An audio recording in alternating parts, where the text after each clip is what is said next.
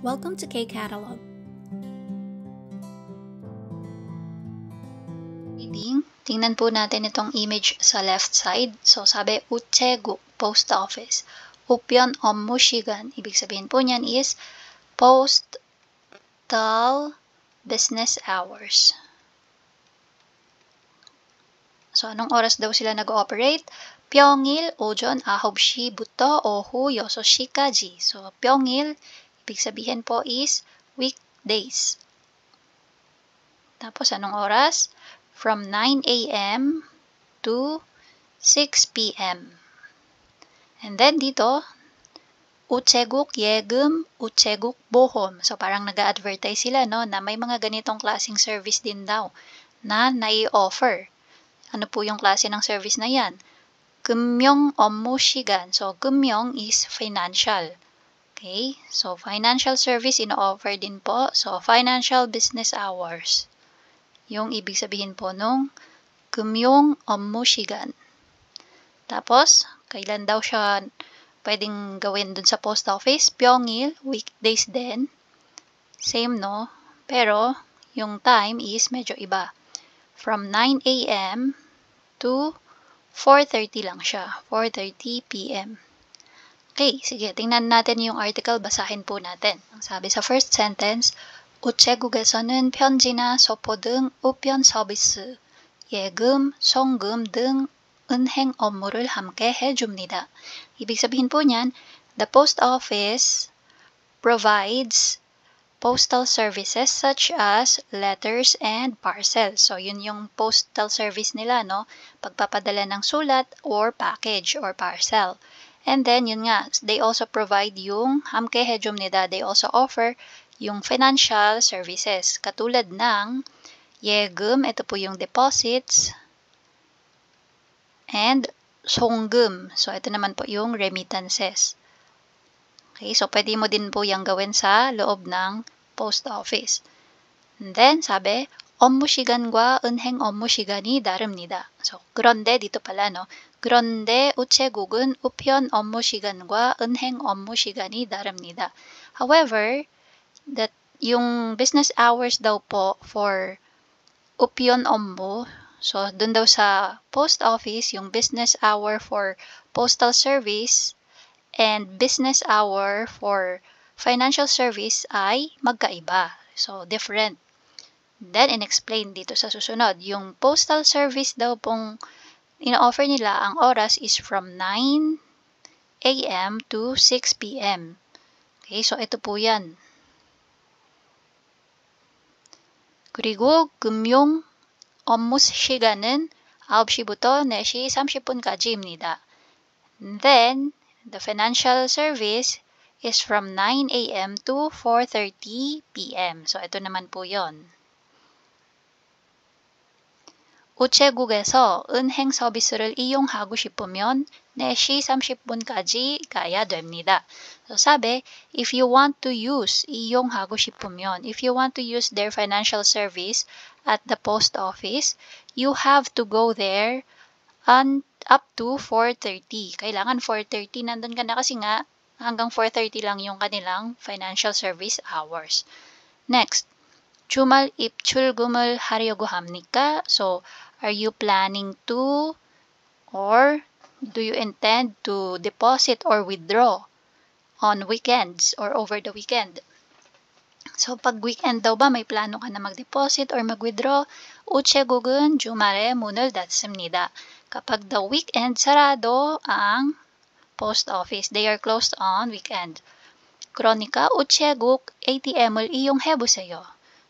That's why, or kaya naman daw, you can use or you can try using, 이용해보세요, yung kanilang ATM.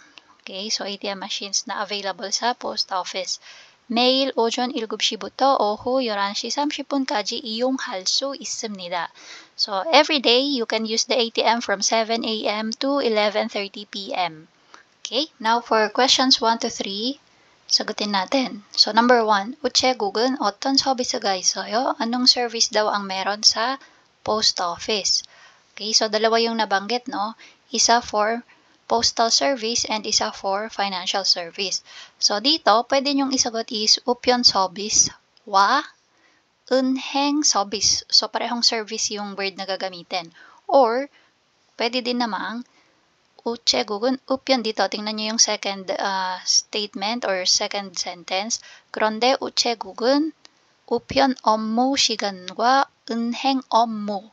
So, ito po yung keywords natin dyan. 우편 업무 at saka 은행 업무. Okay? So, pwede pong 우편 service 서비스와 은행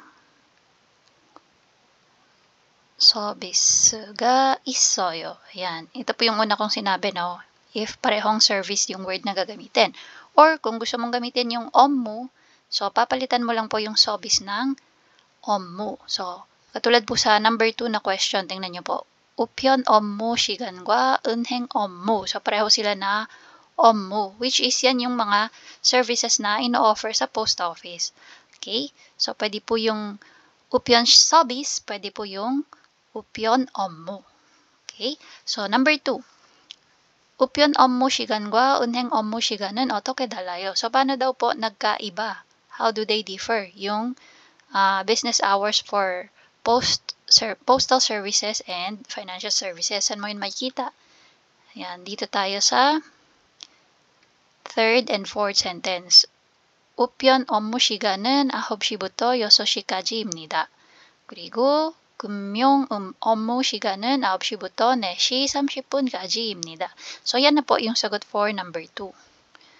Okay? Number 3. 주말에 돈을 찾으려고 해요. 어떻게 해야 돼요? Sabi po, balak mo daw na mag-withdraw. So again, yung 돈을 찾다, another term po yan for 출금하다. 출금하다, again, it means to withdraw. So weekend daw, kailangan or balak mong mag-deposit. Paano ang dapat mong gawin?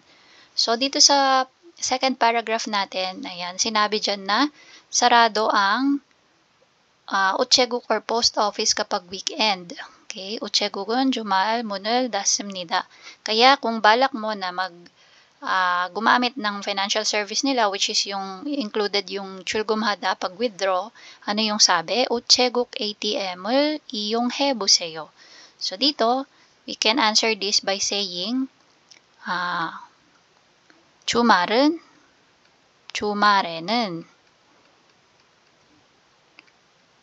우체국 tapos ATM을 이용해야 돼요. Yan. So, pwede na po yung ganitong sagot. Okay? So, dito tayo nag-base, no, sa nasa second paragraph. So, yan po yung reading part natin. Punta naman tayo sa writing. Writing part, ayan, ito yung makikita natin na fini-fill outan kapag tayo ay magpapadala ng package or parcel sa post office. Ang sabi, 누구에게 택배를 보내려고 해요. So, kanino mo daw balak magpadala? Okay? Para kanino ka balak magpadala ng delivery? 택배 신청서를 써보세요. So, try daw sulatan yung delivery application form. So, dito, 보내는 분. So, ibig sabihin yan, sender. So, kung ako ang sender, ang mga ilalagay ko dito is yung aking information. So, 성명, name. So, sa aking pangalan dapat, 전화, so contact number. And then, 주소, yung aking address. Tapos, 내용물. So, ito pong 내용물, ibig sabihin po niyan is yung content or item description. Ano yung nilalaman ng iyong papadala. And then, we have yung 착불속보, 휴일 배달, 안심보험, and then 대금 교환. So, ito po yung mga additional options po.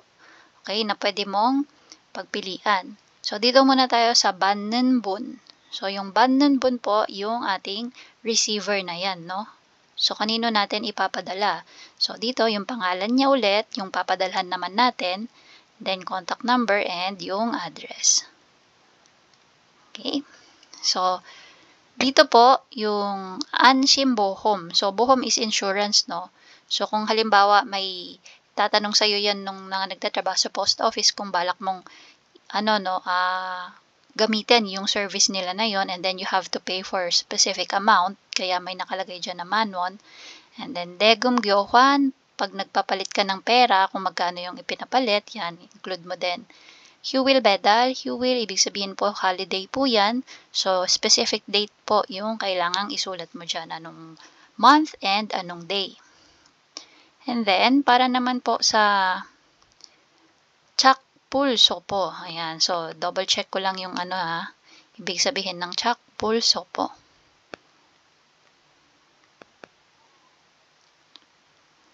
Okay. So, parang cash on delivery. COD. Ayan. Tapos, again, may bayad na naman po yan. Kaya nakalagay dyan is won. Okay. So, ayan po yung mga additional options po. Okay. So, dito tayo sa Danojang. Upyon Ommu, again, postal service. Unheng Ommu, financial service. Gumyong, so again, banking po yan, no? Yegum, Yegum yung ating pagdideposit. Bohom, insurance. Ommu Shigan, business hours. Neyongmul, so yung item description or yung nilalaman, content nung ipapadala. And that's it. If you find this video helpful, please hit the like, share, and subscribe button.